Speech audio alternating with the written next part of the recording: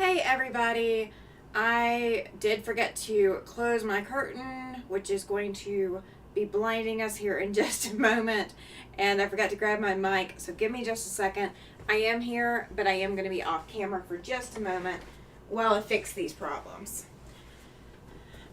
Alright, there is the curtain.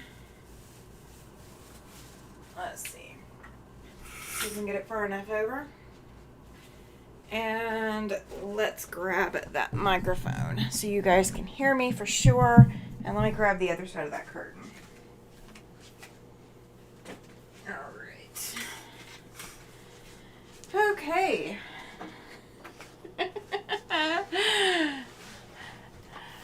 Okay, so I'm here. Alright, so if you guys don't know me, I am Tammy. I'm the Siberian Wind. I'm glad you are here to join me tonight.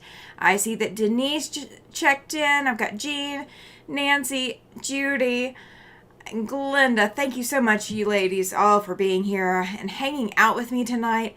I appreciate it. Welcome to another After Sunset Sunday, and we will actually be after sunset in probably another 30 minutes. So you're going to have a little bit of extra light I can't do anything about it. So, how are you all doing tonight? We are going to work on a quilt shop hop block that I got.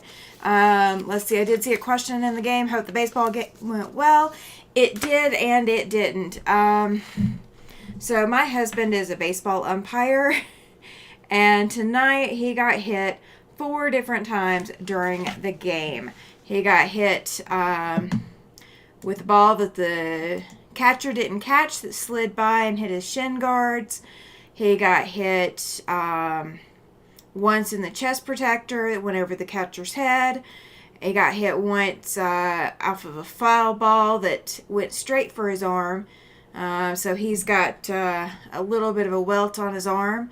And he also got hit in the other arm with a broken bat. So I am doing a lot better than he is tonight. I was out in the stands and did not get hit by a foul ball. So we're good. Nancy says we are doing some better. Good deal. And congratulations, Nancy, on that machine. I am excited for you. It was really kind of cool to hear your voice on YouTube Live. So I'm glad I was there to listen in on that. That worked out well. So the block I'm going to work on today, you guys, is this block right here. I agree. Ouch. Yeah, he's going to be hurting. He's going to be hurting. All right, so this center block right here is a pre-printed block that they gave me. These right here is pieced. The black and white stripe pieces here is a fabric. So I do not have to piece black and white pieces to make that. They provided black and white striped fabric. Then these star blocks that they included, I'm not real thrilled. I will say that. I did not look at the pattern until I went to cut it out. They have provided, let me show you. They have provided a template. You can either paper piece this or you can cut out these templates and use to cut. And I haven't decided exactly how I want to do it yet. So what we're going to do is we're going to piece everything on the sides. Andrea is here. She says, howdy, everyone. Well, welcome in, Andrea. Andrea. I cannot talk today, so you guys are just going to get what you get. Just going to say it that way. So this is the center block piece, and it's kind of see-through because I got such bright lights. But it says Wyoming Quilt Shop Hop 2024. And this is a map of the state of Wyoming.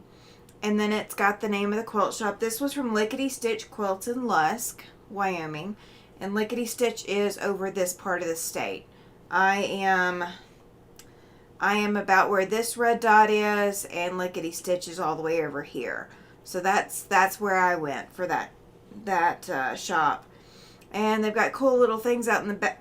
Borders. It's got scissors, thimble, rotary cutter, thread, and tape measure, and then fabric, pin cushion, and a quilt block. And that quilt block, if I go really close zooming in, if my camera will let me, that is the same block that they are wanting us to use up in the corners. So we're going to see what we can put together. I see Pam is in the chat as well. Welcome in, Pam. Glad you are here. Nancy says, "Oh, girl, I was flabbergasted. That was so unreal." It was. I mean, I'm not even the one winning the machine, and I was going, "Oh my goodness."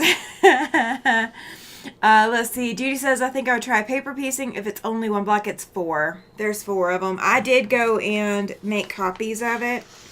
So if that's the way I decide I want to do it, that's what I'll do. I have not measured them yet. So I don't know how much of a pain they're going to be to put together. So I think I've got enough extra fabric in case I need a little bit of extra. I mean, it says cut 4 of the template A from the yellow fabric. So I guess I could measure that. And that's that center square, the center piece of the block. So they've got the template for that, and then the red star pieces are an A and a B template. So one way, and then a reverse, and then there's squares, and then the rectangles that go in between the star points. I am missing something. Glenda, I'm overjoyed. My great-grandson arrived this morning. He weighed 6 pounds, 13 ounces, and 22 and a half long. That is awesome. Laura has joined the chat. Hi, team and everyone. Welcome in, Laura. Glad you are here. That is great news, Glenda. I am glad for you. That is amazing. So that Irish chain with a twist, the baby is here. So I do get to ship that out. That is going to my niece, mine and my husband's niece. And that baby was a whopping 9 pounds, 9 ounces. So that was a big baby. So I don't know if that runs in my husband's family or not. I didn't ask. But I would much rather have a 6 pound, 13 ounce baby. Just saying. Coming from a mom and myself. That would be my preference, is a much smaller baby. Oh, everybody's congratulating you, Glenda. Glad for you. I mean, that is so exciting. And that you said this is a great grandson. That's insanely exciting. That is awesome. That is awesome. So yeah, if you guys did not see my post in the community tab, when I went to that ball game today, I cut more of these than I needed to. Oh well. I guess I didn't. I was thinking I cut more of the black and white stripe than I needed. I didn't. I picked up a bleed purple cup. I've told you guys before, the local baseball team, their main color is purple. They usually accent it with teal. So their cups are, I think they're sponsored by Pepsi maybe. I don't know for sure. But their cups are color changing purple. So when they're cold, they are purple, and so are the straws. So I have myself a bleed purple cup that I can take back to all those games, and of course get a discount. You know, you got to go for the discounts, right? You got to go for them. But you know, me and purple, got to have the purple cup, right? Laura says, OMG, my son was 9 pounds, 11 and a half ounces, and I ended up with a C-section because he was so big. He was 22 and a half long. Goodness. So my son was 7'2". He was 7 pounds 2, and he was 24 inches long. So he wasn't overly big. They were expecting him to be a lot bigger than he was because his dad had been really big when he was born. But he was not that big. He was just really long. He was a long baby. So almost none of his newborn size clothes fit just because he was too tall for them. Thankfully, he was a summer baby, so you can get away with a lot more with a summer baby than you can with a winter baby. With a winter baby, you need to cover up those feet and cover up those legs. And taller babies, it is more of a challenge.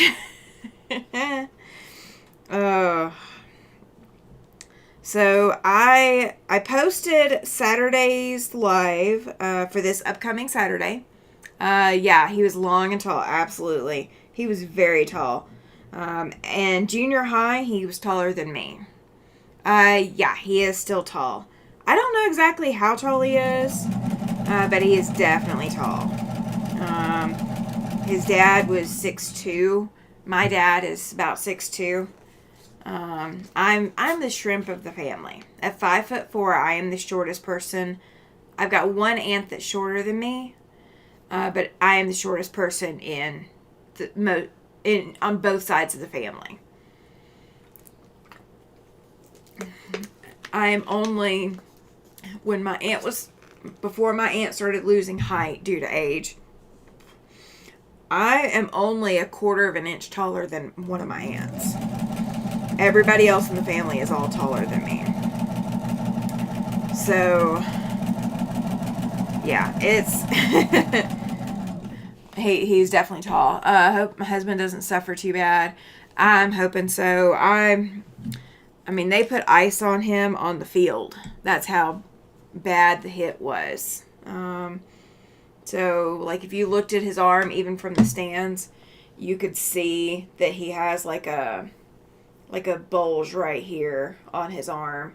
They were checking to make sure he didn't break anything and all of that. They got trainers out there for that. So, oh goodness, Laura, your son is 6'8", your husband's 6'5", and you're 5'5" if you really stretch. See, my husband is supposedly taller than me, but I think he's lost a little bit of height in the last few years. He had some back injuries from his military service, so I think he's lost a little bit of height. All right, let me see if this pattern says which way I'm supposed to press these. I don't think it's actually going to matter. Let's see. Let's see. Nope, it does not say which way to press. So we're going to do whatever I feel like doing. Let's see. I sure hope his arm will be okay, says Laura. Yeah, I think so. I think it will be. He's just definitely going to be sore. He's definitely going to be sore. So, I did bring my whole box of these Shop Hop kits. So if I decide to work on another one, I think there's one other that I might work on once this one's done, or once I've gotten this one most of the way. If I feel like working on another one, that's what we'll do. Oh, so I was going to say, we are going to be on the road this upcoming weekend. He has accepted some games that are out of town. So Saturday and Sunday, I will be doing lives from the hotel room. I don't think I want to try to do them from the ballpark. Denise says, had the sound off and was cruising while waiting. No worries, Denise. Glad you are hanging out with us. Appreciate it. And you guys, if you'll hit that thumbs up or thumbs down or whatever, just hang out and click it for me. That just tells YouTube that you guys are happy here. Does my husband umpire Little League or adults? He does all of it. So he is actually an umpire coordinator. He has over 30 years experience as an umpire. Went to pro school, the whole shebang. If he had decided he wanted to pursue being a minor league or major league umpire, he could have. He had other priorities. And, so now he really likes to teach. So a lot of his time now is spent teaching other umpires and coordinating other umpires to make sure that the sport is staying alive and all of that. He's done a lot of work here locally. So it's come out really, really good. Laura says, Glenda, my daughter is 5'8". I'm definitely the short one in the family. Oh, yeah, 5'4". I'm the short one. Even growing up, it was always the joke is that I was the shrimp of the family. I don't like being called the shrimp, but I'm definitely the shrimp. Nancy says, I'm 5'3", my husband 5'9", our oldest is 6'1", and youngest is 5'9". Goodness. Why is it that all the good women are short? Oh, you guys, oh my gosh, that reminds me. So when I was trying to sell things off for us to move up here. So I had weekly yard sales, actually every other week. So every 2 weeks I was hosting a yard sale so that we could get rid of things that we knew we weren't going to need once we moved up here. I mean, so it's like clothes that don't fit, tools we weren't going to need, duplicated everything that we didn't need anymore. Like, when you've got 15 Phillips head screwdrivers and you really only have the space for 2, you kind of need to get rid of those extra 13 of them. Jean says 5'2" here. Yeah. So while I'm doing one of these yard sales, you guys, there were these 2 guys that were the regulars. Short, sweet, and sassy, says Pam. I I proudly wear that title. Absolutely.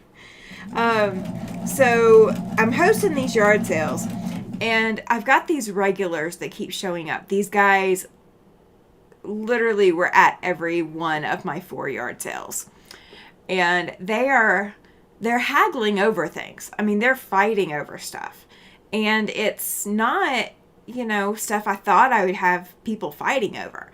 I had a wheelbarrow that had one wheel that was completely flat, or well, it only had one wheel, but the wheelbarrow wheel was flat, the tire was flat.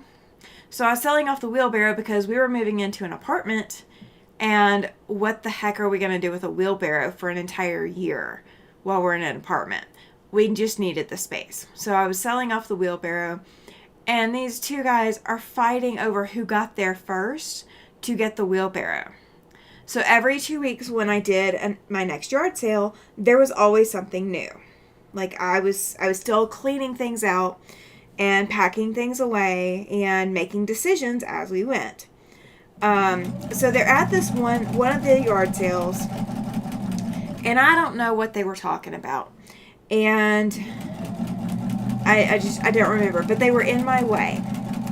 And when you are in the Southeast, when you grow up in the Southeast, you are taught to be kind. Is the best way to put it. So I needed to get to another section. I need to get to my driveway, and these 2 guys were blocking my pathway. So what I did is, as I went between them, I ducked because I was being kind. Well, one of them said, "You don't need to duck, you're too short." And I don't remember what else they said, but they were annoying me. And I said, "Well, you know why I'm short, don't you?" And I think they both stopped, but they were listening to me. And I said, God stopped me from growing any taller because he said I was good enough as I am. I was perfect as I am. And there was a lady hanging around the yard sale too, and she just started laughing. She thought it was the funniest thing in the world. Judy says, granddaughter is taller than both of us. Oh my goodness. Bless her. I wish I was tall. Sometimes. I wish I was tall sometimes. None of my kids were 7 pounds. Oldest is 6'2". Second is 6 foot. Daughter is 5'5". Oh my goodness. Yeah. So my boy was 7'2". That's how big he was. I have the patience of a saint. I used to do garage sales, but now I just donate everything. Linda says, I was 5'8.5", but shrunk 1.5 inches. So you're 5'7" now. Gotcha. I think my mom is 5'7", but then my dad is like 6'2" or something. I don't know exactly how tall people are. I have stopped trying to figure that out. So I think what I'm going to do, you guys, I think I'm going to press the seam out. This is a 3/4 inch wide strip. That's what they provided. And I think if I press these seams in towards that strip, it's not going to lay flat. So I think I'm going to press them out because I don't even think I can press them open. So we're going to see what I can do. So that's what I'm working on. I am still here, I promise. So yeah, I was determined when we were moving that I was going to pay for the moving truck as much as I could out of the garage sale money. And I was really darn close to paying for the entire moving truck out of the garage sale money. Oh, looks like I can press them open. So that's what I'm going to do. And I may have to... I think I'll be able to press it open the whole way. Glenda says that's pretty. Yeah, it is. This was the only one that I thought was entirely pieced. I didn't know that they threw foundation piecing or template piecing in there. So I'm a little miffed, but that's not on them. That's on me because I didn't look at the instructions in advance. And the other thing I was thinking of doing today, if I didn't do this, what I was going to work on. All right, so that's with it pressed open. So this center stripe does have some extra fabric behind it. So I think I'm going to starch it and flatten it out a little bit because it's not as flat as I want. And I got 4 of these to do. Oh, okay.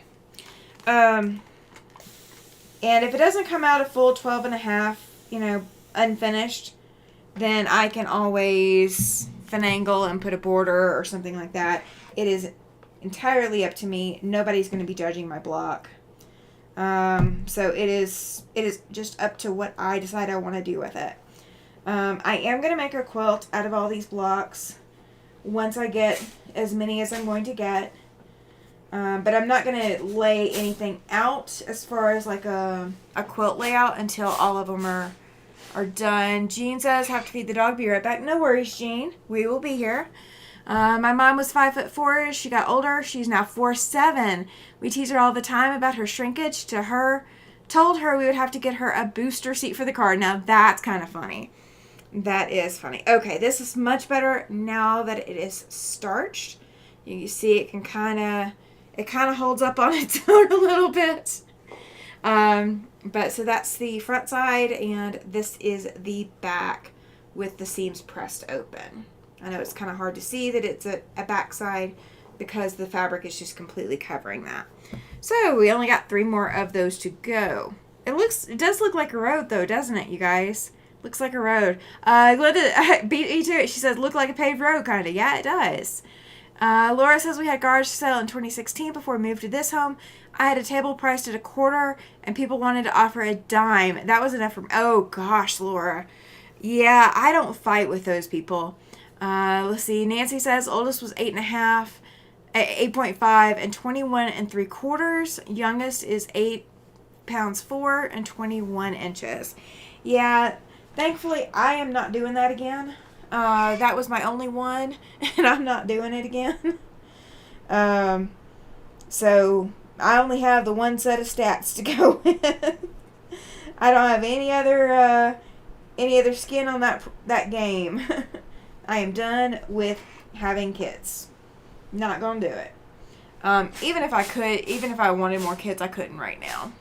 The medication I was on for a little bit, I'd have to do some reversal drugs in order for it to be safe. Mama J, or Andrea, says, I am 5'2". All 5 of my brothers are over 6 foot. The youngest is an inch shy of 7 foot. Mom was 5 foot, Dad was 5'7", but his mom was over 6 foot. Oh, there you go. So they're getting it from Dad's side of the family still. Okay. Yeah, so my son's dad he's 6'2", but I think, don't quote me, but I think he was 12 pounds. He was a big baby, very big baby. And his mom barely made it out. Like, his mom barely survived labor. They really waited too long for her, and they really should have done a C-section. And she was a really, really tiny lady. So having a 12-pound baby was kind of excessive for her. I mean, granted, she survived, but her body just, yeah. So they were worried that my son was going to be that big too. Now my brother, I think, is taller than my dad. All of my mom's family is kind of tall. I mean, my mom is 5'7", I think. Don't quote me, but I think she's 5'7". I don't think she's 5'9". I know I want to say 5'9" for some reason, but I don't know why. But yeah, I don't think she is. Now my husband, I think he's about my height now. I think he's lost a couple of inches since we've gotten married. Laura says my daughter was 6 pounds 11, but she was 3 weeks early and 21 and a half. I was only able to have 2 children, but I'm grateful for the ones I have. There you go. There you go. So my husband, we can't use his birth weight for any of his kids because my husband was a preemie. So he was a twin and he was a preemie. So his stats for his birth weight, height, birth weight and length aren't valid for any of his kids. As long as they go to full term, his stats do not have any bearing for his kids. I always say that God gave me 2 hands and 1 child per hand. There you go, Laura. That's the way to look at it. I will be honest. I never intended to be a mom. It was definitely not a planned pregnancy in that regard. Now, I wouldn't trade having had him. Like, it's not like I wouldn't... Like, there's a lot of things that, people say, well, I wouldn't have ever had their kid or whatever. I mean, I won't say that. Because he's here for a reason. God put him here for a reason. But I never planned to have kids. And even though I love my stepkids, I do enjoy the fact that my husband and I are basically empty nesters. I enjoy it. And again, it's not that I don't like kids, or, anything like that. I do like the independence that I have without having kids in the home. And I think my biggest thing is that I am in my own home, I am a hostess. I like being a hostess, in the respect of if somebody is in my home, and I do this even now. If someone is in my home, I want to cater to everything that they want or need. So quite literally from the time that a guest in my home wakes up to the time that they go to bed, I am awake and I am focused on, is there something that I need to provide for that guest? And I've always been that way. So having kids in the home, I am usually doing so much for the kids that I don't have time for myself. So that's kind of, I think, why I never, in my mind, having more kids was never an option for me, because I just didn't. It's really hard because I would give up all of my time and would never have had any time to breathe. And when I was raising my son, I did not have time to breathe. I did not have time to quilt. I did not have time to do anything. And it wasn't that he was involved in a whole bunch of things. It wasn't that he had a lot of extracurriculars, because he didn't. But I definitely spend a lot of time catering to people that live in my home with me. And it is really hard to make that adjustment to not cater to everyone. And when you have a kid, turning that caterer option off is really hard. Larry says, my daughter is a NICU nurse and loves her job. She often tells me about corrected ages of the premature babies. Oh, that's awesome. That's awesome. Yeah, I don't know how early he was, so I couldn't tell you. Nancy says it took us 9 years to get pregnant. Oldest was 5.5 months old when I got pregnant with the youngest. Oh my goodness. I guess that's one way to do it. I would have cried. I know a lot of people want their kids close together, but that's a lot when you still have one that's not even crawling yet. Judy says, I'm thankful that I had 2 kids. We are empty nesters and love it. Now if my grandkids need us, we are there in a heartbeat. See, there you go. I am perfectly fine with grandkids or babysitting because I can always give them back. I do not want the full time.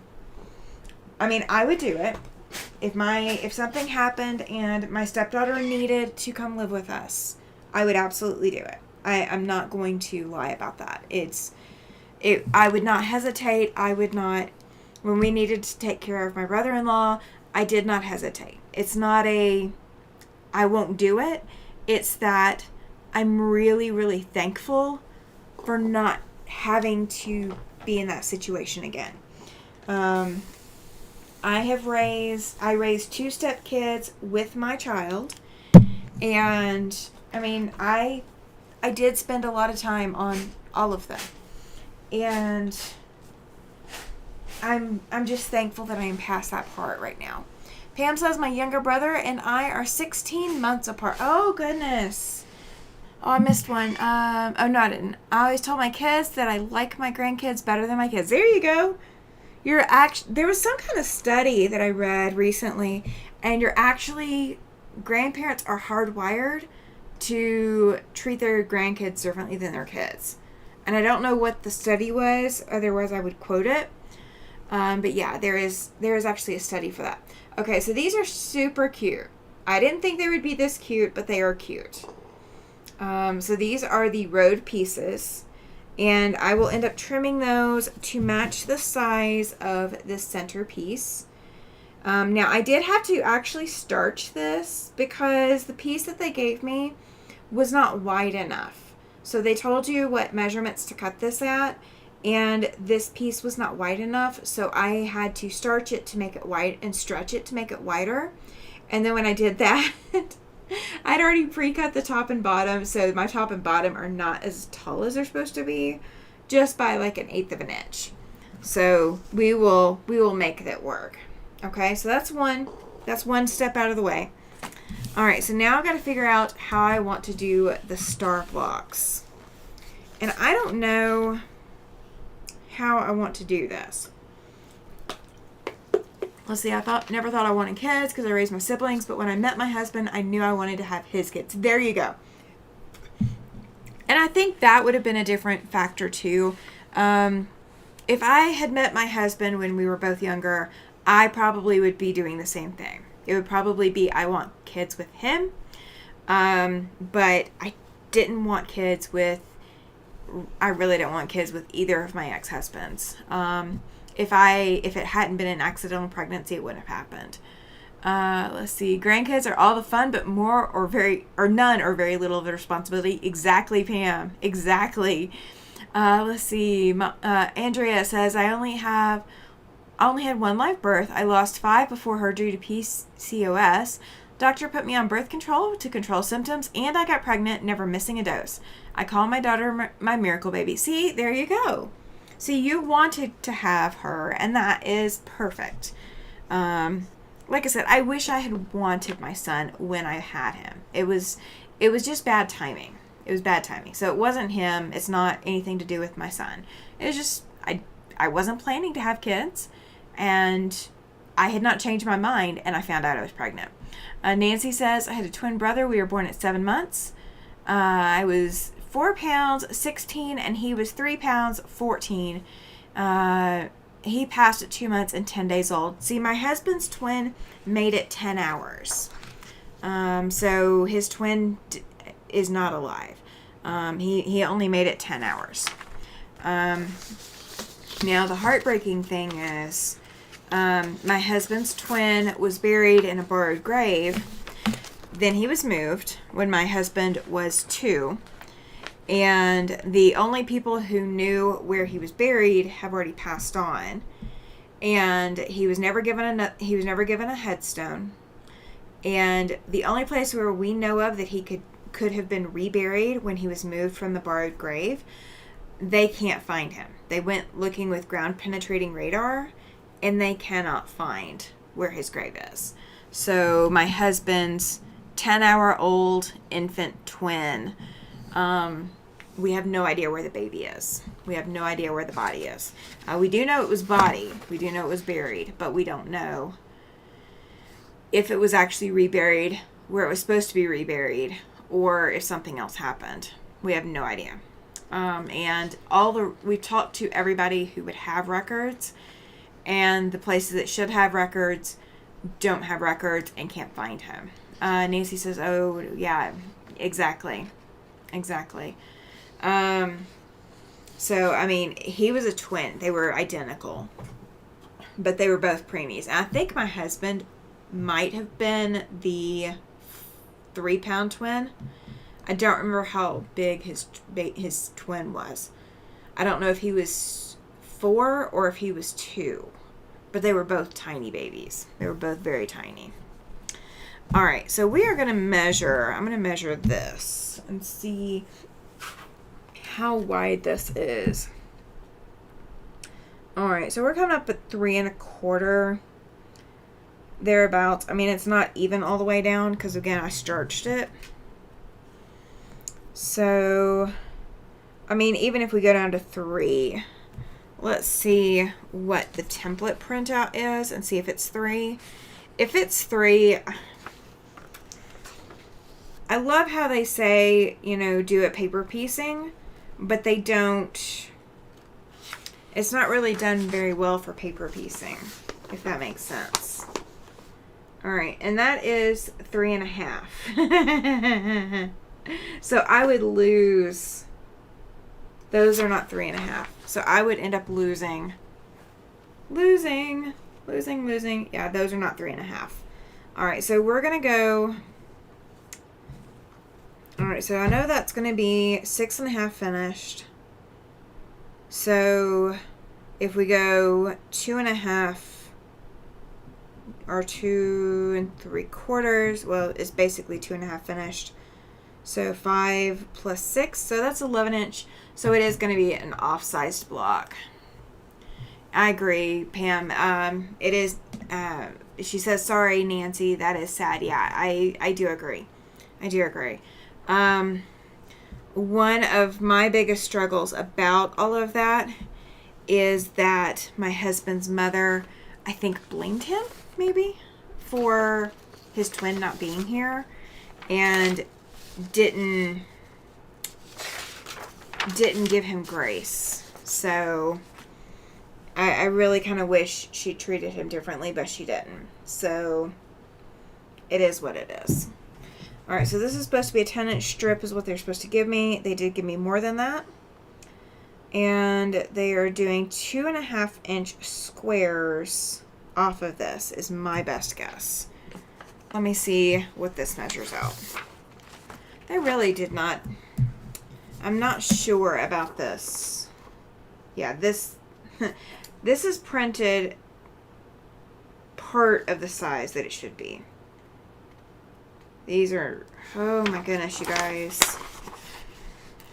So these blocks are 3.5 printed, but no seam allowances. And then this is not even 1.5 before seam allowances. I don't know how I want to do these, because it does not make sense. It does not make sense. All right, I'm going to show you guys what this is. Let's see. Judy says, my parents had 6 kids. Only 3 of us had kids. One of my older brothers adopted his. Yeah, see, so all but one. My husband would have been the 5th of 6 because he was the first twin. He was the first twin born. But he was basically the youngest of 5. That's what they grew up as. All 5 made it to adulthood. And out of all of them, only one of them did not have kids. So 4 out of 5 kids had kids. One had 2. Another had 1 biologic. Another had 2. And then my husband had 4. So my husband kind of made up for the one who didn't have kids. Pam says, my grandson resides in heaven. He was born at 2 pounds, 6 ounces and lived for 4 months. Oh, wow. That's a long time. It is hard on everyone, and there's no guidebook on how to grieve. No, there is not. No, there is not. Absolutely not. All right. So here's where my conundrum is, you guys. This block, as it is printed on this paper, is 3.5 inches wide and 3.5 inches tall. So it's 3.5 inches square as it's printed. However, there's no seam allowance for these outside points. So I would have to add in a seam allowance. So that would make it, if these are 3.5 now, they need to be 4 inches with the seam allowance. Okay. My strip pieces are not even 3.5. They're maybe 3.25. And that is with stretching them. That is with starching and stretching a little bit. So I can't exactly make that block the way that it's written. And these template pieces do line up with the block, but they're not going to work. So what I'm going to do is I am going to set this block aside because I really there's nothing I can do. I mean, all I have right now, if I wanted to put anything together, is I could trim up these road pieces widthwise and put 2 road pieces on, because I need to add a road piece to the top and the bottom, and I need to add the corner star blocks. So I'm going to have to figure out how I want to do the corner star blocks, because I'm going to do them differently. This is still not going to be a full-size block. I don't know why. It says contains fabric and pattern for a 12-inch block, but with their measurements, it's not coming out a 12-inch block. And there's no way I could have gotten a 12-inch block with this piece plus what these come out to be. So I don't know how the math is on this. I don't know how they got theirs. And I didn't ask them because, I didn't know I was going to encounter problems. So I might call them and see, but I don't know. We'll see what we're going to do. Glenda says, I started my bath 2 hours ago and just discovered I forgot. Oh, gosh. Well, good time to restart your bath. I've actually done that, Glenda. I started a bath yesterday, and I started it with hot water, very hot water. And I got interrupted, so I stopped my bath. And then I went back and I didn't check the water temperature before I got in. And I burned my feet because it was still too big. Are the measurements on the stars wrong? Very possibly. And the measurements on the pieces, so the road pieces, they gave you a 3/4 inch wide strip of the road piece, the lines. And then they wanted you to cut 1 3/4 inch strips for the sides of the road pieces. So I don't know, because when you cut it 1 3/4 inch wide, and then you're taking a 1/4 inch seam to join out, you're at 1.5. So 1.5 and 1.5 should be 3. And then this should be 1/4. So they gave you enough for 3 1/4, but then I think this was wrong. I think these sizes were wrong. But it's too late because I've already done them, and I didn't think that I was going to need to pre-check all the measurements. So that's kind of on me for not pre-checking, but I thought it was all done. So, I don't know. This is my first kit from the store. So I don't know if this is the standard for the store, if they have problems. Now, I will say on their picture, you can't see it very well on the picture, but they did lose their points on the outside edges where they bound their block, because they put it together as a one block piece. So they did lose their outside border, or their outside points. And, this one you can probably tell even easier that they lost their outside points here. But I don't know the top strip curves, so I don't know if they stretched theirs or what the deal is. But I'll make it work some way or the other. They look much smaller. Yeah, they kind of do look smaller. I would make the stars and maybe put sashing around it to make it a 12-inch block. I think that's what I'm going to do. I may not have enough of the fabric that they provided to do sashing all the way around. But what I may do, since I haven't already cut the road pieces, is I may sash around the center block piece and move everything out a little bit. I don't know. I'm going to see what my final measurements might be and see what's coming up. Let's see. My husband and I were going to adopt 3 boys in 2003. A month before their adoption, the grandparents decided they wanted to keep them. I couldn't go through that again emotionally, so we have 2 kids. I do not blame you, Laura. When you want kids and you want to have that in your life, it is emotionally challenging.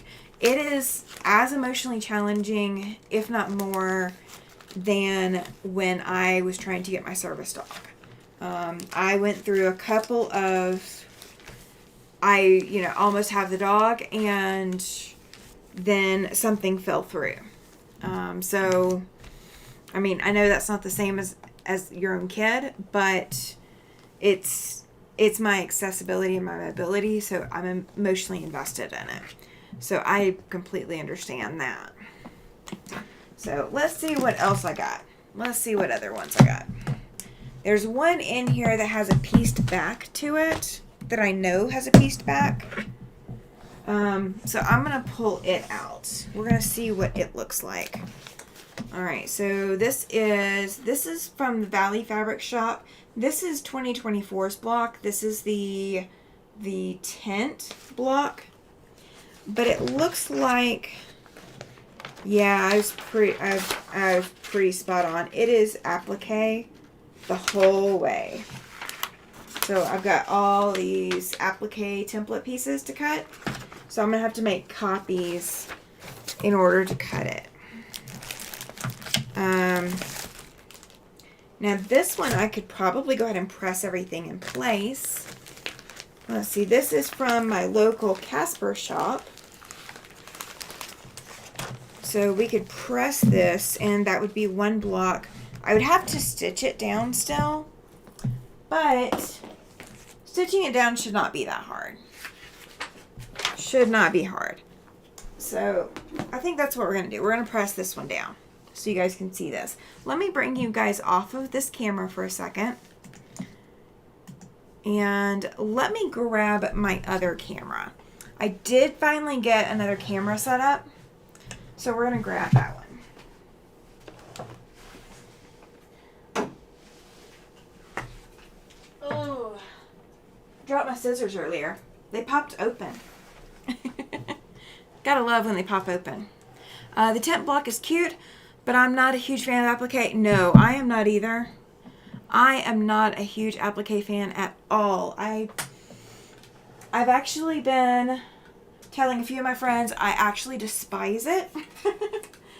And that's probably close to the truth. That's as close as I'm going to get to the truth in polite company, is that I just despise applique. I am doing 3 big applique pieces as part of that super secret quilt. And you guys, I could not be more over doing applique. I am so over doing applique. All right, so we are going to bring you guys over, if I can get both cameras showing so you guys can see. That way you're not thinking that I completely disappeared. You know what? We may just work with one camera. Let's see. We made a decision when kids are small that if anything happened to us, my kids will go to my brother Dan. He's an amazing dad. There you go. That's the way to plan for it. I like when people plan ahead for the inevitable because there's so many things that can happen. So I like when the kids have that help that it's already planned for. All right, I'm going to transition you guys over. You're not going to see my face, okay? All right, so here we are. You guys will have to pardon the awful looking, awful looking ironing board cover. I have not replaced it yet. I need to, but I will be getting it replaced soon. I just have not done it yet.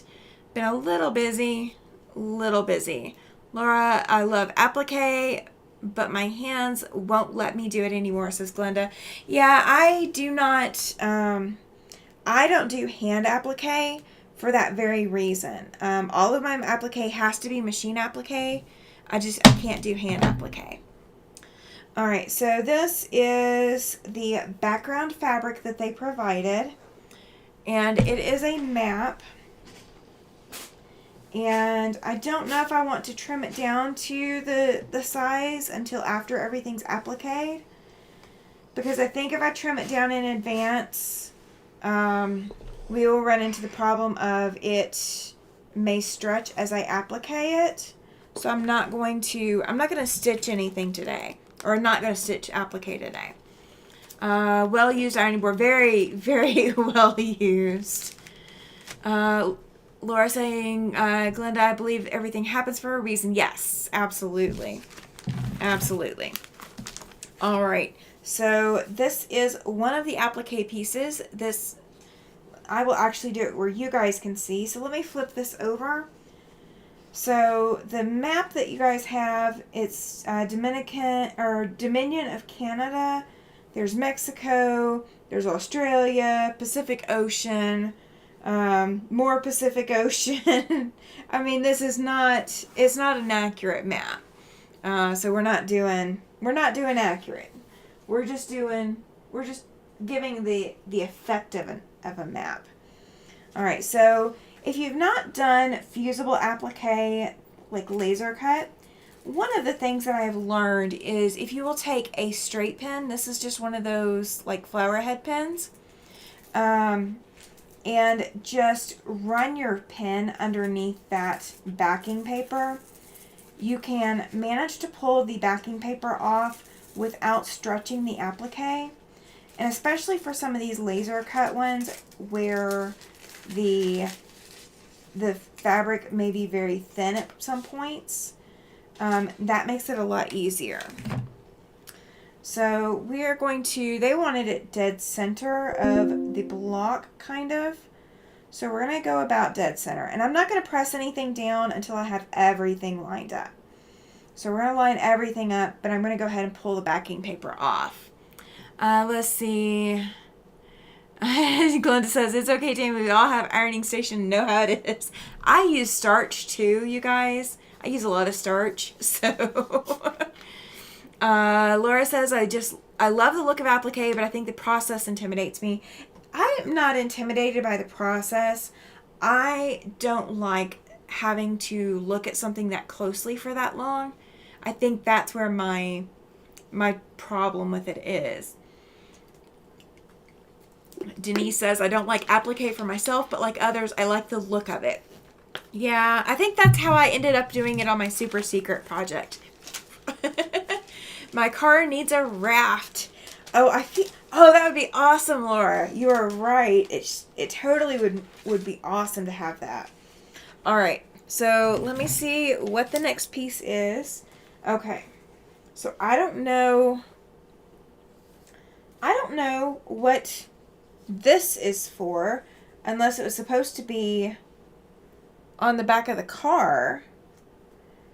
But I don't know. Like, it wasn't in the picture. So we'll hold on to this piece. We'll hold on to that. Okay. So here's the fun one. So let me figure out which ones we got. Okay, these are the brake lights. Oh, and they did not cut them. They did not cut them all the way through. So they gave me a little circle that has the brake lights in it. And they did not cut the fabric all the way through, so it holds onto it. But when you go to take it apart like this, you have to cut it a little bit. So we're going to cut the pieces apart. That way, and I'm going to do this over my other table, so I'm not losing all the loose pieces all over my project. Alright, so they did something really cute with this project that makes it even cuter than what it's already looking like. Let's see. Glenda says, that's so stinking cute. Isn't it, though? Isn't it? Alright, so the brake lights go here. It looks really low. Oh, okay, the brake lights go here. I think. Yeah, the brake lights are going to have to go there. Okay, so there's one. And then let me grab the other one. Let me finish cutting it loose. And we're going to have to make sure I do this the right direction too. Alright, so let's see. Pulling the backing paper off. Alright, there we go. Alright, so there's my initial brake lights. But you know cars don't typically have just the one brake light, right? So they included another brake light. Laura says that's super cute, isn't it? I do like it. I do like it. I really don't want to do any more applique right now. So I am good with fusing it down and leaving it until I am ready. I will put embroidery stabilizer behind this before I applique it. And that's a tip for you guys. So if you are intimidated by doing applique, if you will put embroidery stabilizer behind your applique or behind your whole piece, that will help give it some extra stability and it makes it a lot easier to do. I have been doing that with the Super Secret project. So Super Secret does have embroidery stabilizer behind it. I So that's one, tip that you guys may want to put to use. All right. So here's the twist, and they told me about this when I picked it up. Let me make sure I turn this the right direction. We actually have, you guys, we have a turn signal. They gave me, oh, I turned it the wrong direction. Hang on. There we go. All right. So we actually have a turn signal. So we have brake lights on this side, and then we have a brake light with a turn signal. Okay?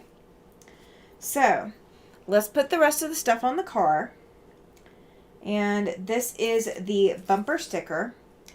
And let me see how close I can get. Yay! I love this new camera. It says, I stop for quilt shops. That is the bumper sticker, you guys. And it is going to go down here on what would be the bumper. And then they have the license plate.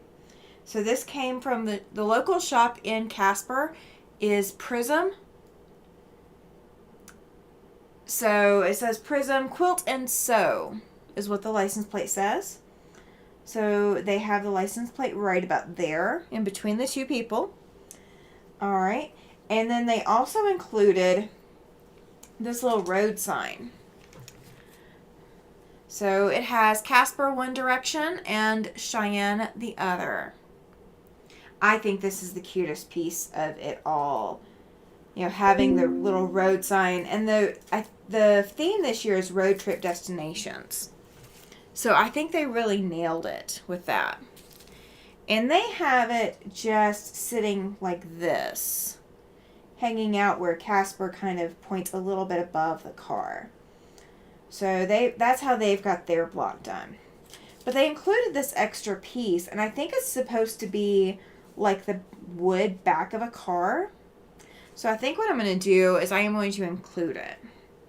I know it's an extra step of applique, but if I'm going to go ahead and do all of this applique anyway, I might as well do this as well.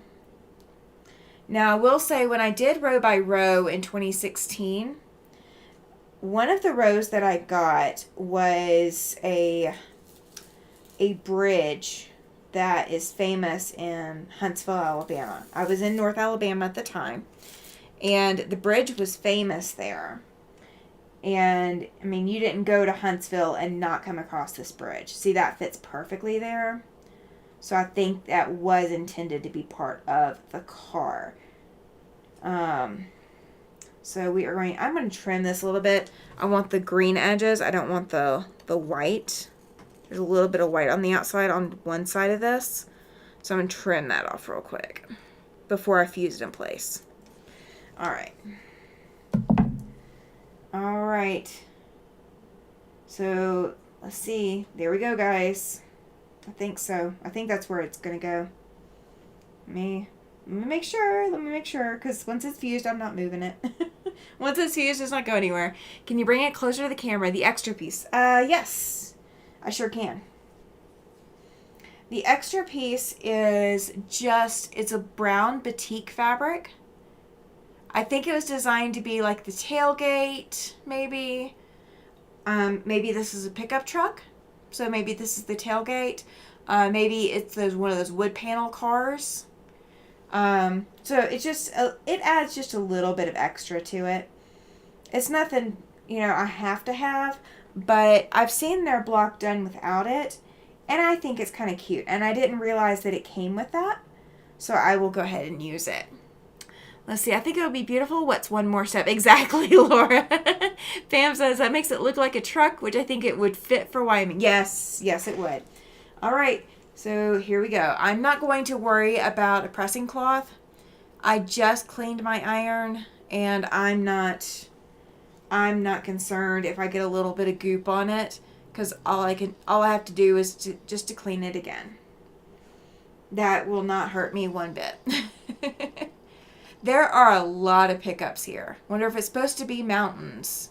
Not this, I don't think. I think it's just the way that piece got cut. I think that's all that is. Now, I did think maybe it was supposed to go up here behind the people, but that just doesn't make much sense. I wouldn't understand why it would go behind the people, because you want to be able to see through. All right, let's see. I think it's all pressed in. I think it's going to stay. So now I've just got to applicate it down. Yeah, it's all staying. So the fun part about this one is, and I'm going to bring it closer to the camera. I just got to put something underneath it so I can lift it and not, have it fall all over the place, because there's no starch in it. So they have Cheyenne going this way and then Casper going this way. And she pointed out to me in the quilt shop, make sure you put your turn signal so it's going towards Casper, because that's where this shop is in Casper, Wyoming. So aside from stitching that down, that block is done. So I do have to stitch it down, but I can do that later.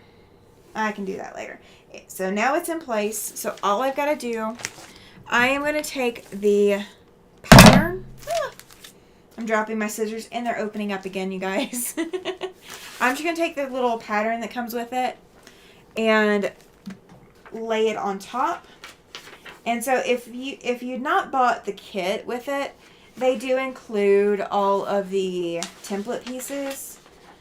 So you could cut it out. You could copy this onto printer paper or printer fabric or whatever if you wanted to do that. So they did include everything for that. And see, it does have a plate and it does show so I did put that thing in the right place. This brown. Oh, it is supposed to be tailgate. Okay, there we go. It's in the pattern. This is supposed to be this right here is supposed to be the tailgate. So it is supposed to be there.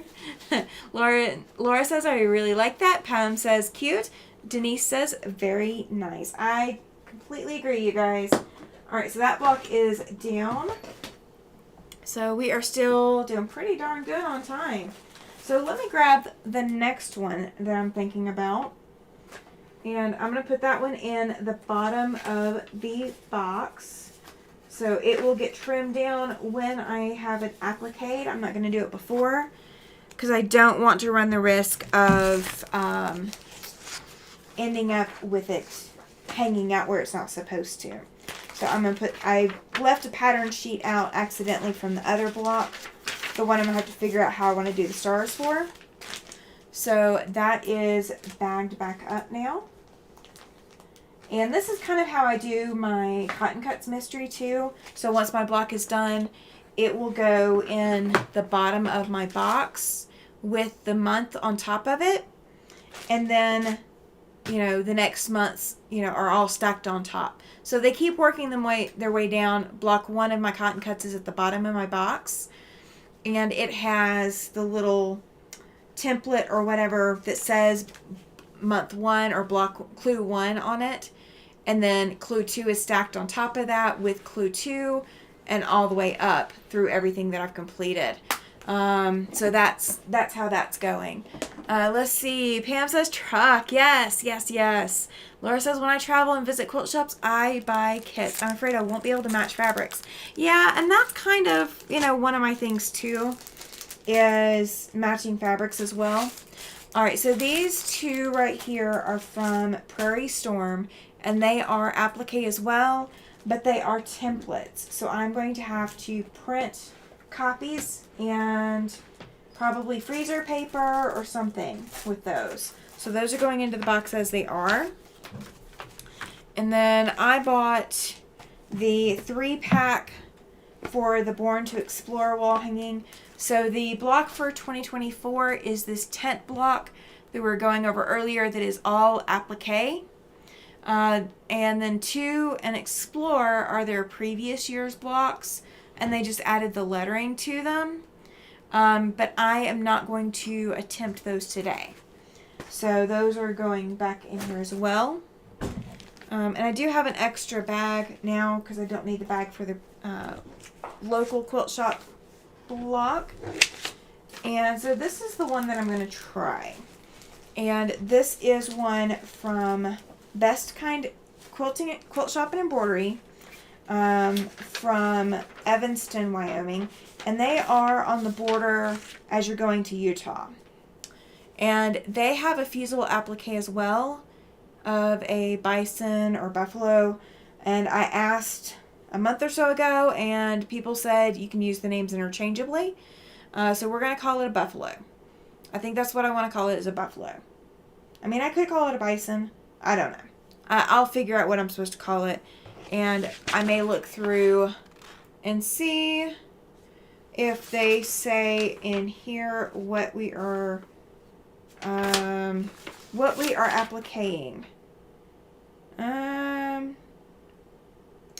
No, all they say is you are peeling the back off the applique and pressing them in place. So they don't even label the animal from the quilt shop. So we're not going to worry about labeling the animal. He's going to go off to the side. There's another piece of him. All right.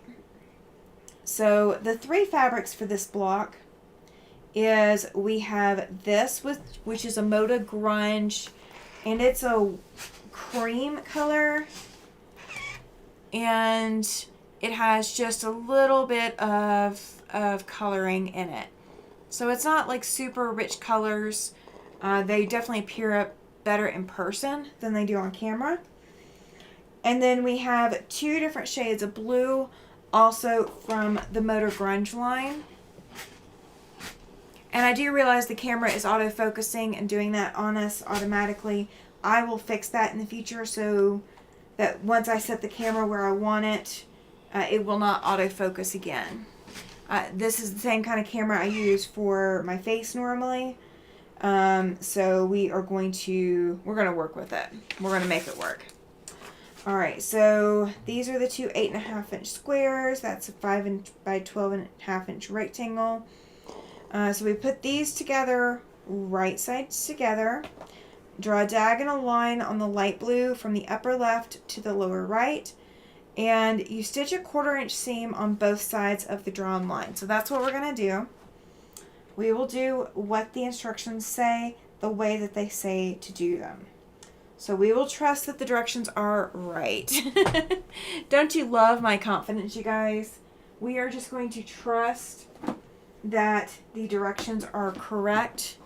Even after finding that one shop didn't do quite the correct instructions, we're going to trust another shop and we will see what they do. Alright, so I'm just going to use a pen. I don't have my marking tools nearby. And I'm going to make sure I don't mark down onto the cream fabric since I happen to leave it there. So we're just drawing a very light line. There we go. So you guys can't see it, but I can. And we're going to take this to the machine. I'm going to bring you guys back over. Glenda says, I used to do a lot of applique patterns from Susie's sitcom. Love her patterns. I have never done any of her patterns, so I would not know. I bet it probably is fun, but you've done something that I have not attempted yet. Now I do have one applique pattern that I want to do still. Like, it is in the works, in my head, and you guys are probably going to think I'm crazy. I don't know how many of you are familiar with it, but it is called Santa's Workshop. The lady who did it, this was a massive undertaking quilt. Like insane. Just absolutely insane. And she showed it at Paducah in, gosh, I can't even remember, you guys. It was before 2016. I can say that much. It was sometime between 2012 and 2016. So I know that much because I saw it. I saw it in person and I was blown away. There is a book out on the quilt. And when you buy the book, it is not actually a pattern book in the traditional sense of being a pattern book. You know, when you buy a lot of patterns, you get all the instructions. Here's how much fabric you need. Here's what you do. All of that. That is not what this book is.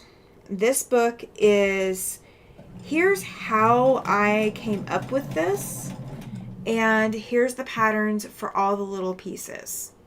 So from all the different little elves, the different little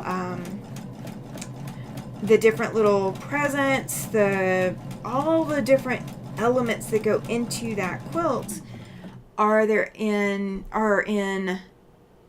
different. They are their own patterns. Glenda says that's the name of her site's Susie's sitcom. Okay, awesome. I will look that up, Glenda. I want to see what you were working on.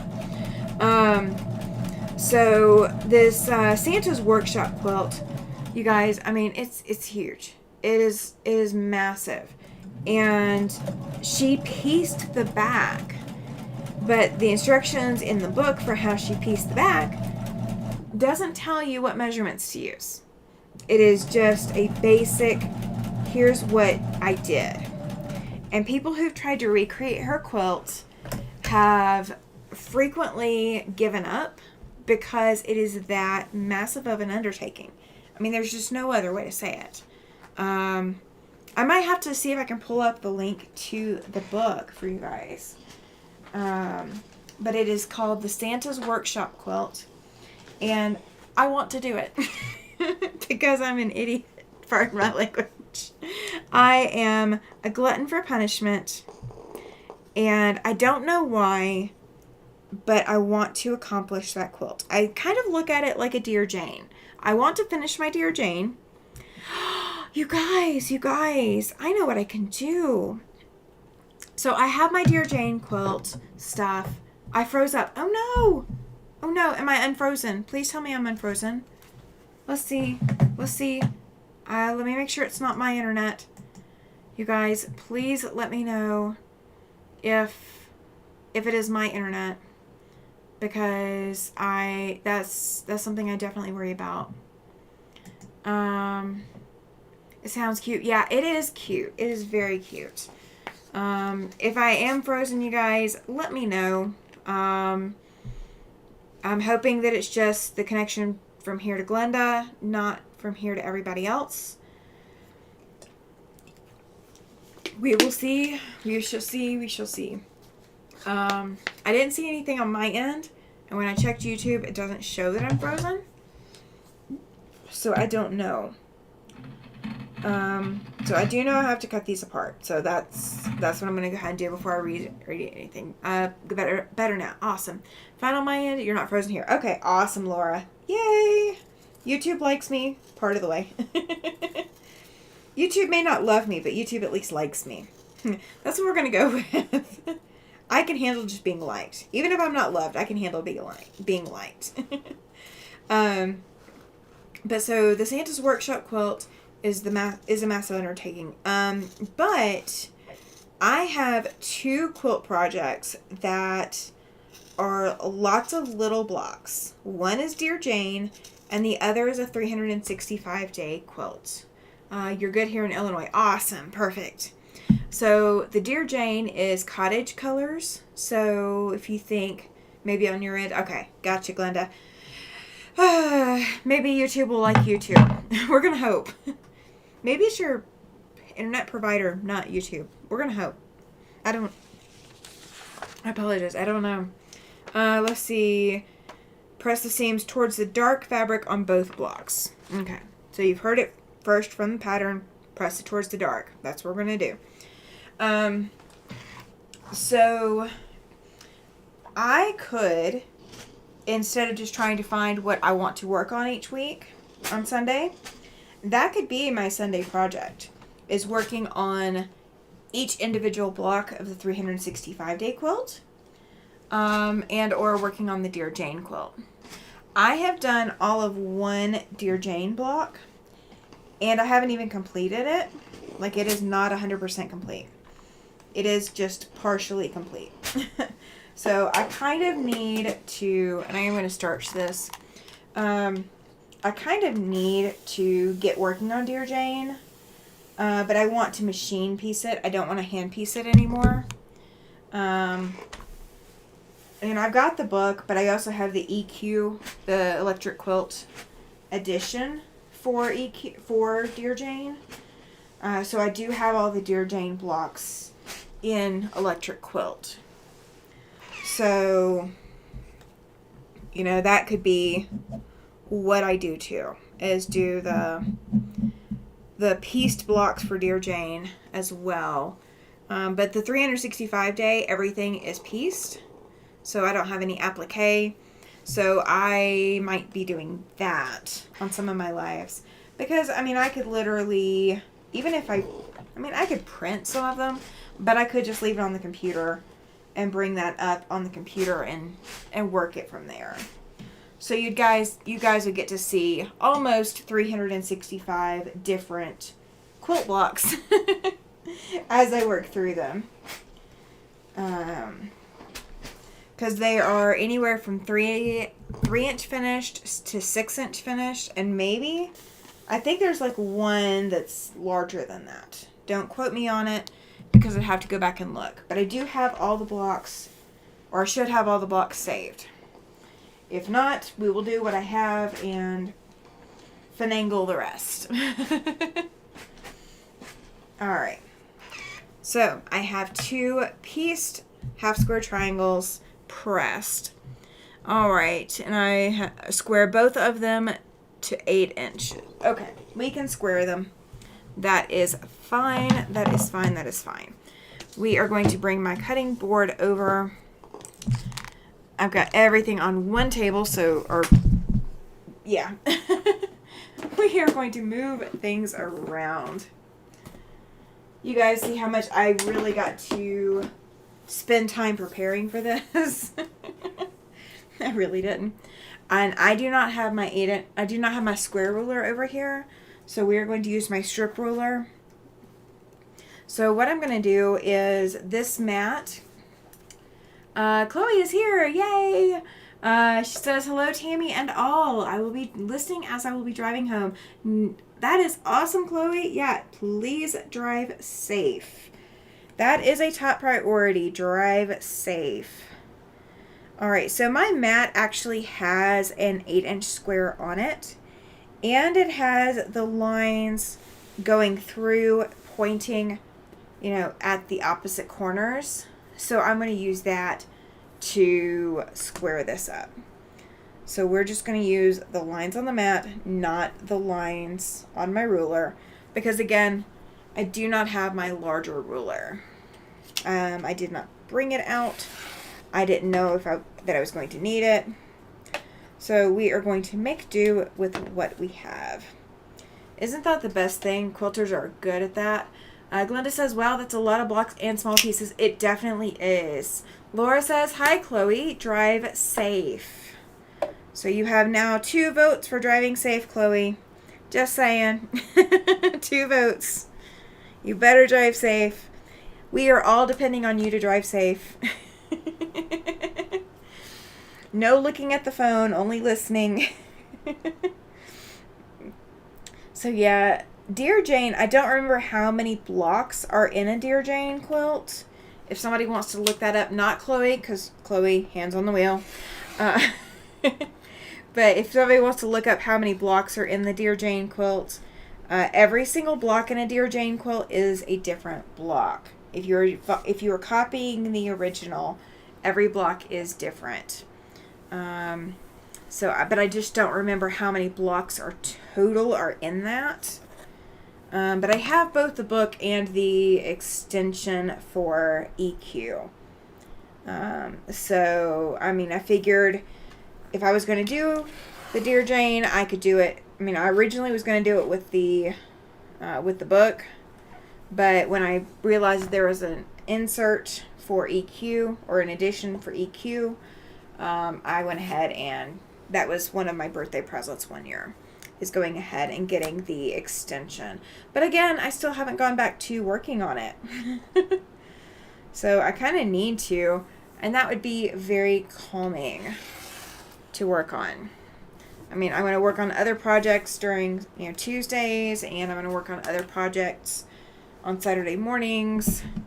But Sundays can be my me day, if you will, where I just kind of work on something that doesn't require that much energy, and I'm not stressed because it has no deadline. So Sundays are going to be my no deadline day. That's why we're working on this, because this has no deadline. I do not have to have this shop hop quilt done by any specific date. So, yeah, I find that not having to have it done makes the process a lot more enjoyable. If I had to have this done, it would already be done. But I don't have to, so that's why I'm taking my time. And I can bring you guys along. That's the other joy about it, is I can bring you guys along. Oh, while I'm thinking about it, how many of you guys saw the, I think it was a community post. In fact, I want to swear it was a community post about the Halloween town. Laura says, Mr. Google says 169 5-inch blocks with a total of 5,602 pieces. Yikes. Yeah, there we go. That doesn't scare me. That does not scare me. If it's only 169 blocks, that's not bad. So Dear Jane does not scare me. And something like a Dear Jane and this 365-day quilt, those are more about the process of putting them together than about getting it done quickly. Those are not quick quilts. They are not easy. They're not, I mean, I'm not saying they're not, they couldn't be done by a beginner, but they're not designed to be beginner quilts. I mean, of course, I don't know what level Jane would have been at when she made her quilts. But oh my goodness, yeah. That is a lot of blocks, 169. Yeah, that's going to take me a few days. Considering I've only got one done and it's not even completely done because I was hand piecing and decided I was done. I wasn't going to do it anymore. So I will take it apart possibly and machine sew it because my hand sewing is not going to hold. You saw it on the community page. What do you think of those purples? Laura says, okay, I'll be scared for you with the Dear Jane. Love it. That's perfect, Laura. All right. So what I've got now is I've got 2 of these half square triangles, and they are both trimmed to what the pattern said, which was 8 inches. All right. So we put them right sides together with the dark fabric opposite of the light blue. Try to nest the seams together down the middle while keeping all sides lined up exactly. Using your ruler and rotary cutter, cut the layered square into 2-inch segments. Ooh. Okay. Huh. Okay, so both of these are going to be layered. Let's see. They're going to be layered like this. So I'm going to show you guys what I'm doing as I'm doing it. And I'm learning from this pattern. So this is by no means rehearsed. I have no idea what this is going to look like. I mean, I know what the block looked like initially, but I've never done this. This is new. This is completely new. All right. So what I'm doing is I'm lining these dark blues up, nesting them together. And that's why they had you press everything to one side. So you press towards the dark so that this seam would nest the whole way. So, and for some reason, mine do not line up exactly. So I must have cut them wrong slightly. I really wish they'd just told you to cut this before instead of, cut it and then line it up. Maybe that would be a little bit more accurate. I don't know. We're going to see. We're going to see what comes out. So yeah, okay, so Halloween Town, I initially started it in orange and navy blue. And it is an embroidery block quilt. You can make it into a quilt. You can do anything with the different blocks. There's 25 total blocks. I will be making mine into a quilt. So, that's already settled. It is going to be a quilt. And I am doing the 5.5 inch size, which finishes at 5, which means my quilt would only be 25 inches square. So what I'm doing is I will sash all of my blocks, but I didn't like the orange. The orange was just too much orange for me. So we went and found me some purple. So my sky is going to be purple and my ground is going to be purple. So we are changing up the colorway. All right, so this says 2-inch segments. So we are going to go with a 2-inch segment. And we are going to hope and pray that I've done this right. If not, at least I have the measurements and I could redo it if need be. Alright, and because these were squared to 8 inches, that should give me 4 of these segments. Cutting just 2-inch segments.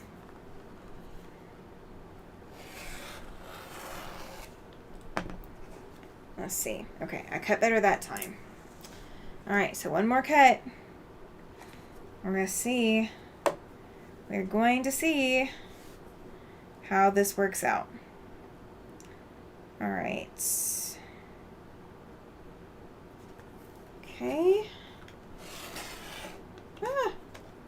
My machine is in the way, guys. I put my cutting board too close to the machine. Ricky was in my way. Alright, and that comes out to be a 2-inch size strip as well. Okay, so all of those are cut from those 2 half-square triangle units. Alright, so now it says when you turn over the top half-square triangle block, this is what you will have. Okay. Let's see. Okay. Not exactly.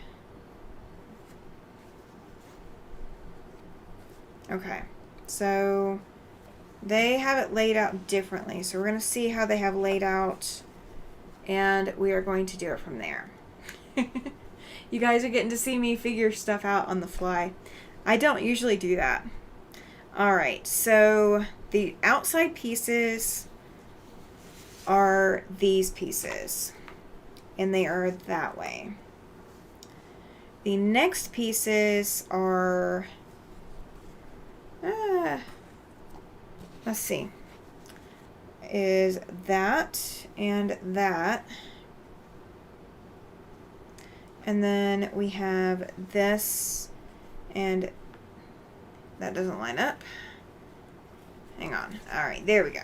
There we go. This is what they have it pictured as. Alright, so this is their Delectable Mountains background piece. Let's see how well I can show this in camera. Ah! I just had one fall off of this end. So this is the basics of the Delectable Mountains piece. So what we have to do is sew all of these together, and then we'll press, and we will put the white piece on here as well. So I'm going to leave these in order so that I don't get them out of order, because I will totally get them out of order, you guys. Alright, so we're going to take these 2 pieces and put them together. What do you guys think of this idea? Like, have you ever done a Delectable Mountains before? I have not. This is a first for me. You guys are getting to see it here first.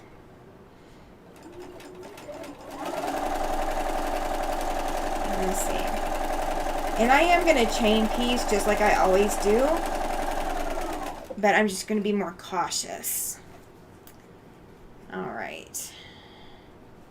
And it's kind of a cute way to do a Delectable Mountains. I mean, I don't know if there's any other ways. I've never done a Delectable Mountains before, so I don't know if this is the way that everybody does them, but this is kind of a cool little, like, I knew the background was going to be peace for this block, but I just didn't know how. Andrea says, yes, I did it in purple and midnight blue. Is it done the same way, Andrea? Is that how they had you put it together? Because like I said, I've never done this before. This is definitely one of those that I would have to lay out every time. There is no way that this, I think, would feel intuitive to me. Laura says, I have not, but I think it would look cool. Yeah, it absolutely does look cool. I mean, it looks a lot cooler than I thought it would. I mean, I saw the original block that they did. Like, every store has to have their sample block. Andrea says, that is the classic way. Okay. Awesome. Yeah, when you live in the Southeast, especially when you don't live near mountains, especially not mountains like what the Rockies are, you don't have mountain blocks. They're not, I mean, you have mountain blocks. I mean, they exist, but you don't do mountain blocks. There's no point. I mean, just, I've never done them before. So this is all completely new. All right, so let me make sure that I have these. Okay, those are the outside pieces. And this is this side, and this is this side. Okay. So we are going to chain piece again. And I will open those out and make sure I've got them right again before I put them together. This is kind of really cool. I mean, I've never, it is all new. It is all new. I do think it's really kind of cool, and it really creates a cool effect. So I think there's a lot that you could do with this block. I might have to try a few ideas. You guys, the wheels are already turning. I do not have enough projects. I do not have enough projects. I need another project, like I need another hole in my head. And here I am, thinking about another project based off of this block. You guys are officially allowed to laugh at me. Now you see how excited I get. I've seen the block, I just haven't done one. Okay, yeah. Yeah, I think I've seen it once or twice, but I definitely haven't done one. This is definitely new. But now you guys see the level of excitement that I get to. So when I come up with something, I am super excited about it. And it's not because it's anything new or anything phenomenal to everyone else, but it's new to me, and I get so excited. Classic quilter. Oh, cool. Yeah, I'm shocked. I've never done this, and it is so cool. It is very cool. So I'm kind of glad that this block was included as one of the shop hop blocks. So each shop gets to choose what they're going to do. So if two shops accidentally copied each other, I don't know. One project turns into 10. Says Pam. Yes, yes. Laura says, I'm curious, how many active projects do you have going at one time? Okay, my answer to that keeps changing. My answer used to be 3. I used to have, so when I was working, thank you, sir. Moved my camera again. So I had the Elizabeth Hartman Star Systems, I had the Prismatic Star, and I had my Super Secret project. So Super Secret project has been going for a while. And so right now I have the Quilt Shop Hop blocks. These are kind of a, if I want to do them, they're not in any kind of rush whatsoever. I have 2 quilts that need to be quilted ASAP, a 3rd quilt that needs to be quilted immediately afterwards. It is due by September. So those are quilting. That is not piecing. Those are pieced tops that are already that are already basted together and ready to quilt. So I've got 3 that need to be quilted basically right in a row. Then I've got 2 more that need to be quilted right after that. Those are not high priority, but they do need to be quilted. As far as piecing projects, I have Sparkle, which I need to press, and I need to find the scraps from it. Let me see if this, oh, they wanted you to put these, sew these together separately, but no, I just went ahead and sewed them together. Let's see. Let me see if they say which way to press. Okay, yeah, no, they didn't say which way to press. Okay, so I'm going to press them out. And I will bring you guys over. So that way you guys are seeing what I'm working on. Okay, so this is the back side. Let's see, what am I missing? One project turns into 10, says Pam. Glenda says we can't help ourselves. That's why I have so many UFOs. Judy says, I have worked on a UFO today, got all the blocks made, and tomorrow we'll put it together. So I decided to reward myself with another falling star quilt. There you go, Judy. There you go. So I have Sparkle. I have the temperature quilt project. So I am still actively working on that. That is not going anywhere until it is done. So that is still in the plans. That is 2 quilts that I have to do. One that is a history quilt and one that is a that is my this year quilt. So I've got 2 in that one project. I have the scraps left over from the Star Systems quilt. That is going to turn into a project. So that is another one there. Then I have Halloween Town, which is an embroidery project, embroidery quilt block project. So that is not completely started yet. I've just got the materials prepped for it.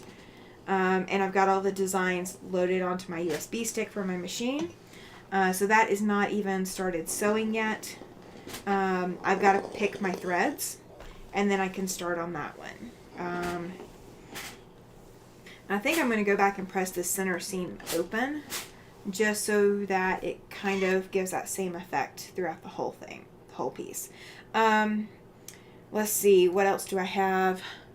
So, temperature quilts ×2, the Star Systems scraps. Oh, I have my Cotton Cuts Mystery, so that's 4. Sparkle is 5. This would be 6. Halloween Town would be 7. And then if I count Dear Jane and the 365, that's 8 and 9. So, yeah, we're running high right now. I don't normally run that high. Laura says I have 6 active quilt projects going, but I also crochet and I'm working on 4 projects. Yeah, no, I could not pick up crochet right now if I wanted to. There is just no. I do not have the brain power to do that.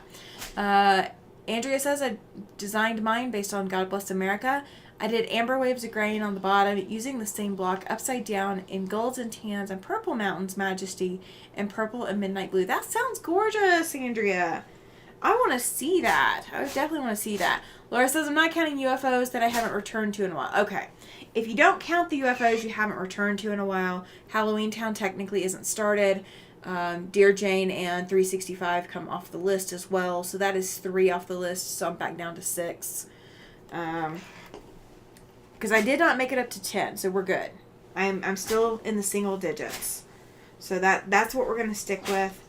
However, I do have I've got 2 other projects that need to get going.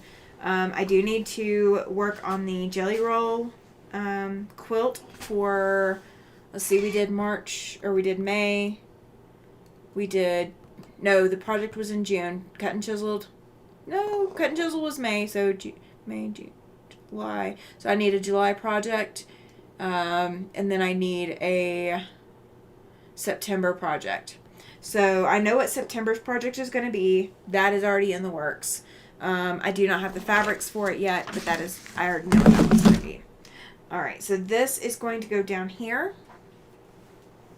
That is where they wanted the white strip to go. So I'm going to go put that on, and I'll bring you guys over so you guys can see. Let's see, main with the machine. There we go. All right. Let's see. Laura says, yeah, I agree, Laura. It does. Andrea's quilt sounds gorgeous. Glenda says that she's not counting the UFOs that she hasn't returned to in a while either. Y'all are funny. Yeah, no, I'm not counting the UFOs. If I don't count the UFOs I haven't returned to in a while, now I did find, when I was cleaning out the storage closet, I did find a couple of other UFOs that I haven't returned to in a while. But a couple of those, there's not an easy option for them. It's either I don't have the pattern, I don't have the tools to have the pattern, or I don't have the materials to do it. So I've got a couple of projects that are like that.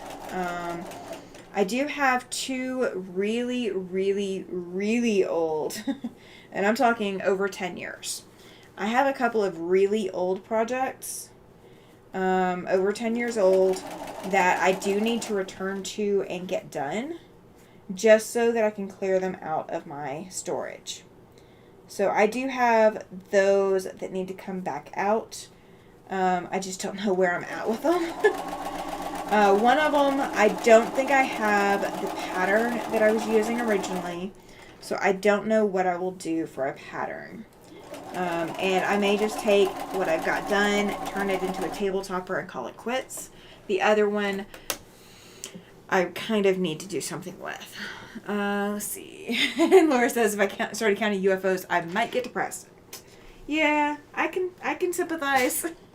I can sympathize. All right. I just burned myself, you guys.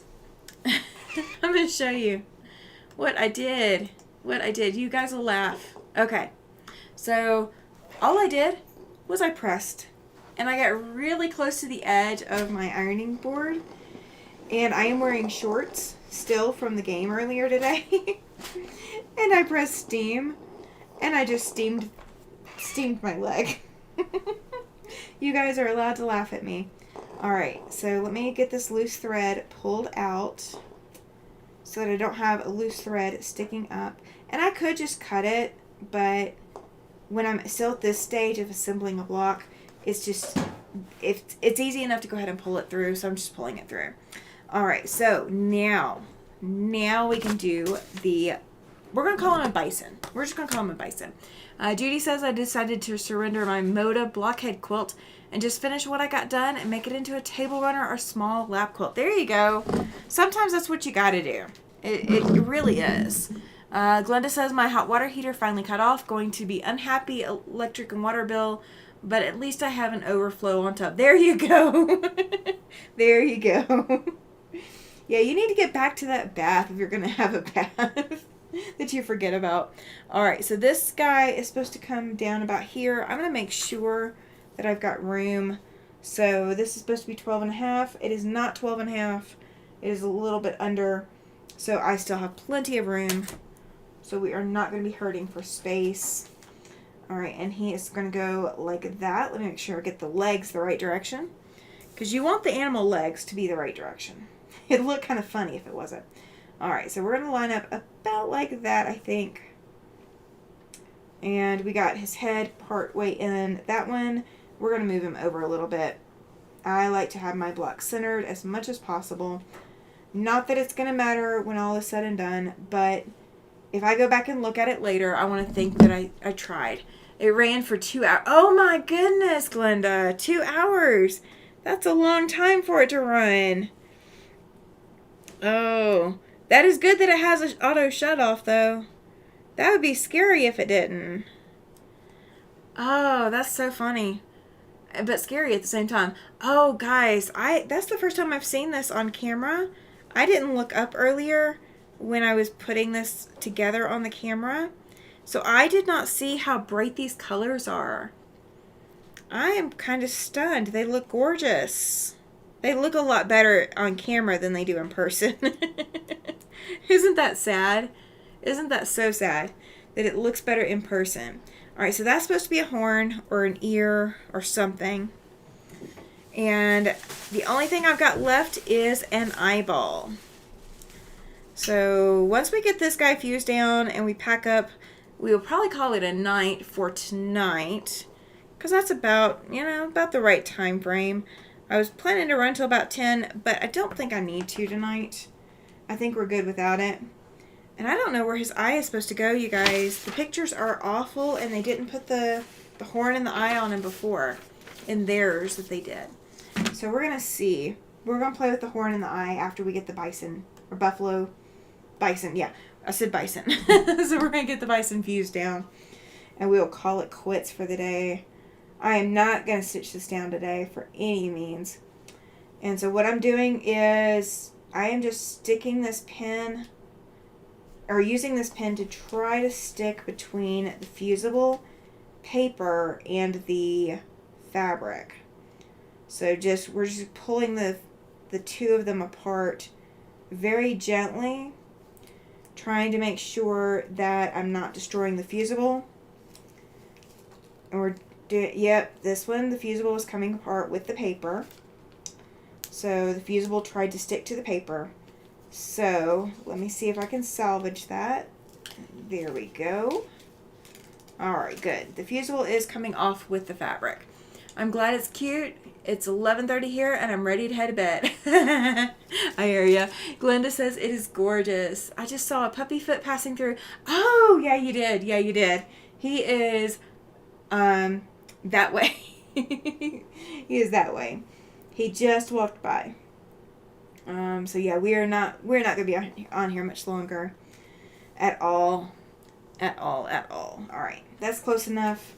Even if it's not exactly where they would have put it, it's close enough for me. And we are going to peel the fusible off of this one as well. I think the eye and the horns are going to be easier to peel. I just have a feeling that like they're going to be easier to peel. I think these got heat exposure before I even got it. So that might be why it stuck to the paper. Alright, so we're going to go that way with him. I think that looks fairly good. I don't want his head pointing down too much. I kind of want his feet to be kind of equal, but there's no way to make them equal. Not without sacrificing some part of the laser cut applique. Alright, so I love the pen idea. I have scored the back and when pulling, stretch the fabric. Yeah, I learned this by happenstance from trying to peel the backing paper off of some of my quilting rollers. I learned that if I just take a pen and do a little bit of peeling there, that I can start it. And so when I come back to applique, I just decided to go ahead and try that same technique, and it worked fabulously. These smaller pieces like this eye that I'm playing around with right now, it is really tiny. And it is not wanting to cooperate the same as everything else as easily. That first one that we did with the car, that one worked really well. This one's just being a little bit more difficult. And I don't know where his eye is supposed to go, you guys. I don't know. I think it's about there. We're going to say about there, and then if it's not, we're just going to claim artistic license. That's what we're going to do. I forget all the time. I get sidetracked very easy and forget, says Glenda. Oh, gosh. Oh, gosh, yeah. Yeah, I know it's late on the East Coast. I appreciate you guys for hanging out with me. I wanted to be able to get some of the West Coast people some time because a lot of the creators are on the East Coast. So getting some time, I think that'll be about right. We're going to go with that. I don't know exactly where his horn is supposed to be, but we're going to do the same thing here. We're going to claim artistic license. Andrea says, I love this time slot. There's so much going on around here in the daytime hours, and I have to miss too many lives. I try to catch up on replays if I can, but I've been working on my website. Yeah, and that's kind of why I wanted to pull this time slot. Laura says I'll have to try it with a pen. Yeah. I really like this time slot because it is so quiet otherwise on YouTube. It's not there's not a whole lot of people hanging around and doing a whole bunch of lives. It's mostly like gamers and, you know, people who are creating gaming content. And Laura says, I love it too. During the day, it's so much to do. Yeah, it absolutely is. Congratulations on your pattern and website, Andrea, says Glenda. Yeah, I agree. Now, Andrea, I will say this. You were supposed to be sending me that pattern. I'm just saying. But I know you've got a lot of creators who've done it, so that's fine too. I'm not gonna hold it against you. All right. So here is my bison, whatever the heck I said it was supposed to be. We're gonna go with it's a bee named animal. So here he is with his majestic Delectable Mountains block. And so he is going to go in the box underneath all of this other. And I don't need the pattern out for him anymore, but we will put the pattern in with him as well. So here's what we're going to do. Just like we did before, we're going to pick up all of the extra that we don't need, move it out of the way, and because I don't need to do anything on him until I applique him, he's going to lay there on top of the car block that I've got to applique. His little pattern piece is going to go there, and then I can reload all of these on top. All right, so that is tonight's episode basically. So let's grab you guys over and transition back on. There we go. Perfect placement of eye and horn. Thank you, Denise. Thank you. I actually was kind of nervous. I'm not sure. I was not sure at all. I love all of those blocks. I do too. They're really kind of cute. And I don't get them because I need more projects to do. So that is definitely not my intention. I get them because this is my first year doing the shop hop. And I kind of I really do miss the row by row. I used to do row by row, and I did it for multiple years, or tried to do it multiple years. But the last year that I successfully did row by row was 2016. And I really do miss that challenge of all these different blocks, and you got to figure out how you're putting them all together. So getting the opportunity to put them together like this really gives me that, it fills that void of not having row by row. And this is a whole new experience. And this is going to be a totally different quilt than any of the row by row quilts were for me. This is not something I'm having to rush.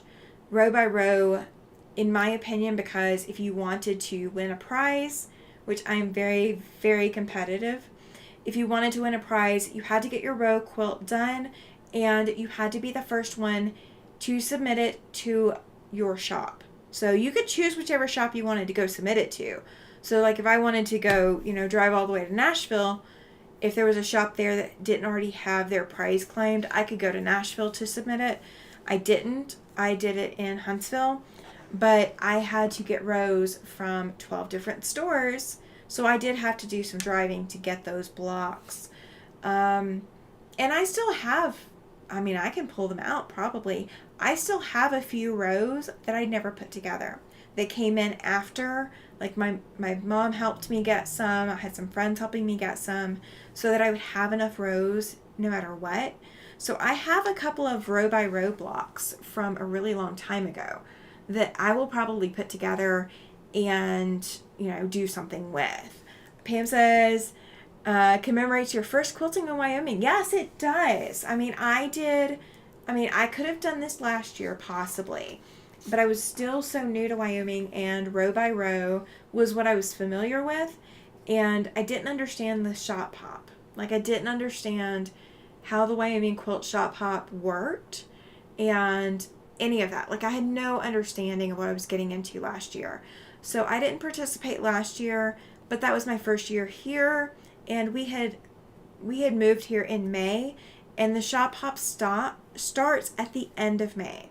So I was literally barely hitting the ground running, getting here, and I was still unpacking when the shop hop started last year. So being able to do that this year, and this is going to be my first full year in Wyoming. So I'm going to have a temperature quilt from this year by the time my temperature quilt gets done. And then I will have my shop hop quilt as well. And I may put the shop hop quilt on the back of my temperature quilt. So that may be something that I do just as more of a commemorative as a 2024, you know, here's where I really got my start in Wyoming.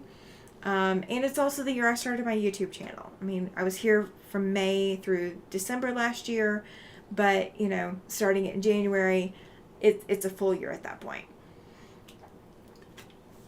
So I am going to call it quits for tonight. My husband is home. He's done doing all the being leadership and all of that stuff that he needed to do for the day. Glenda, I love the idea. She says, good night, everyone. Fixing to see if I can waste some more water and electricity. Oh, bless you, Glenda. Bless you.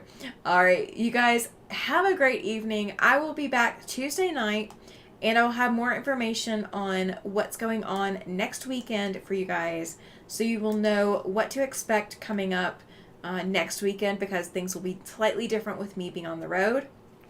And I expect to have some more information by Tuesday. So I will see you guys Tuesday night. Don't forget that it is a giveaway night. So if you want to earn one of the giveaway items that I have available, Tuesday night is the time to be here for that. All right, I will see you guys 6 p.m. Mountain Standard Time on Tuesday night. Thank you for hanging out. Thank you for making my night worthwhile and enjoying what I put together tonight. You guys have a great evening,